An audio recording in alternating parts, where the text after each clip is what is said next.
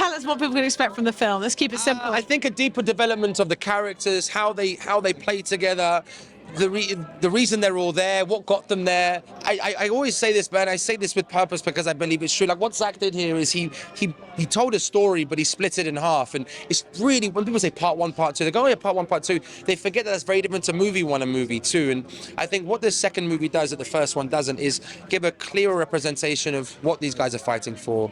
And giving them an opportunity to fight for something greater than themselves. You know what I mean? We are, and it sounds so cliche in 2024, but we're always greater together, right? You think about people, whether, you know, we always are stronger when we're surrounded by family, chosen of blood, and this is an opportunity for these characters to find that again after losing everything in their own personal way. And there's just a whole bunch of action, tons of action. It's super cool. Like there's like robots and stuff and like planes and explosions. It's great. I'm a big child. I'm going to stop. What's your next question?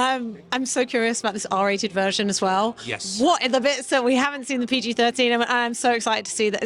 It's almost like an alternate universe, I think Zach said. Yeah, I mean, you know, Zach likens it to a whole different movie, and I think you could say that. And I also think it's just a deeper dive. You know, I think that's what's wonderful is we live in a day and age where a network can go, this is what we want, but they can still facilitate for the director to give a version that speaks to his story, the story he wants to tell. And what a wonderful world we live in, that we can create a version that's suitable for as many people as possible. And I think Zach's version is a deeper dive. It's darker, it's grittier, you know. And I think Zach is 800 years worth, or maybe 1,000 years of lore in terms of how this story goes, you know. And so with Zach having the whole Bible in a sense to that extent, you know, there's so many stories that are yet to be told, and I think, you know, the director's cut, the extended cut, will be just a deeper dive into all these questions that get left unanswered, or that people, spectators, want to have answered. And what was your favourite moment? Yeah, making it.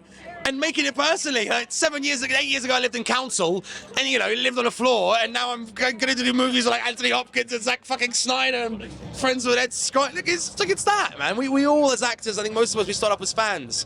You know, like all of us, nerds and fans of storytelling and escapism and living in these worlds, you know, and then to get to be a participator in that, it's fucking cool, man. Like it's that, you know. And I would say the most biggest thing I did on set was, I think at one point we were on a crazy diet. When I tell you we were living on 1,200 calories a day, which is someone my size. That's like 3/4 of a Big Mac meal throughout the day. So there was, you know, no oils, no butter, very little salt. Everything was steamed or boiled. Your chicken, your egg yellows, your second egg whites. At one point, and don't quote me on this, but Sophia may have got burgers, and we may have had burgers when we shouldn't have.